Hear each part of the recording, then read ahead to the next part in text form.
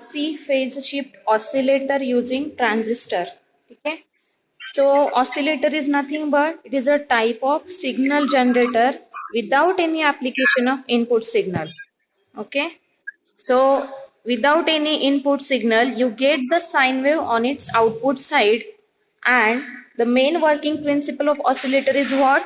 It depends upon the Barkhausen criteria, where it states that the total phase shift introduced by the feedback network and the amplifier should be 360 degree or 0 degree, and product of open loop gain and feedback factor, that is A into beta, should be greater than or equals to 1.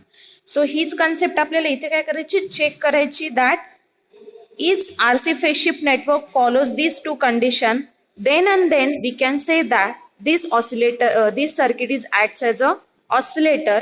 This type of oscillator is called as low frequency oscillator because you are using here components R and C. Okay. So याच्यामध्ये काय तीन network दिसते तुम्हाला आरसीचे. ठीक आहे.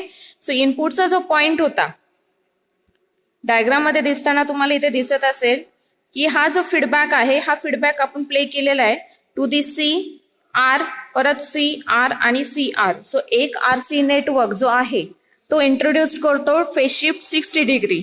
असे total 3 RC network आहे. तो किती इंट्रोड्यूस केला? 180 डिग्री. आणि हा जो पोर्शन आहे याला तुम्ही म्हणतात फीडबॅक नेटवर्क. ठीक आहे. सो पहिली कंडिशन काय आहे की फीडबॅक नेटवर्कचं 180 डिग्री. आणि हे जे सर्किट आहे it is a type of C amplifier. ठीक आहे. सो सी एम्प्लिफायर नुसार कंडिशन नुसार काय दिसतंय तुम्हाला की amplifier always introduced 180 degree phase shift.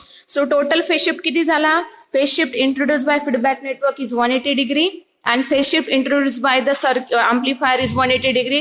That means 180 plus 180 360 degree. So total phase shift किती आलेला आहे? 360 degree आलाय. So first condition satisfy झाली बार्कहौसेन क्रायटेरियाची. सेकंड पॉइंट काय होता की feedback factor and the open loop gain. So feedback factor काय असतो? बीटा असतो. So beta is nothing but portion of output signal. ठीक आहे. Part of output signal feedback to input. तो जो काही बीटा आहे तो आपण ऍडजस्ट करतो by adjusting the value of R and C. So R and C तुम्ही काय करताय अशा प्रकारे ऍडजस्ट करता की तुमचा जो बीटा आहे आणि ओपन लूप गेन कशाचा? एम्प्लिफायरचा. ते दोघांचं प्रॉडक्ट काय येतो? Greater than or equals to 1 येतो. सो सेकंड कंडिशन पण सॅटिस्फाय करण्यासाठी सिम्पली आपल्याला काय व्हेरी करावं लागतं?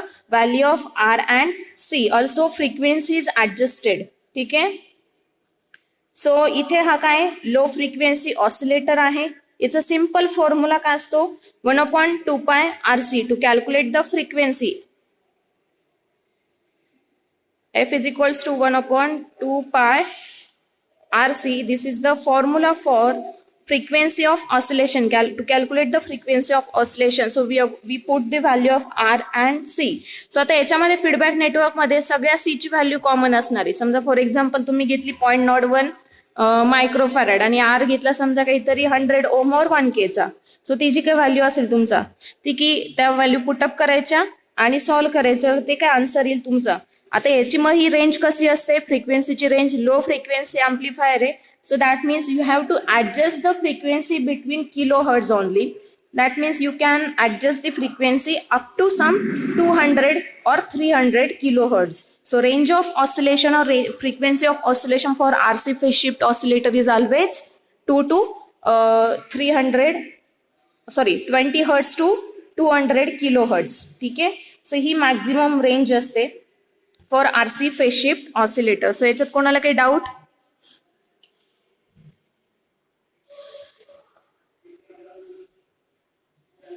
आणि ही फ्रिक्वेन्सी ऍडजस्टमेंट परत आपण कशाने करतो? आर आणि सी ची व्हॅल्यू चेंज करतो आणि त्यानुसार तुम्हाला फ्रिक्वेन्सी ऍडजस्टमेंट मिळते.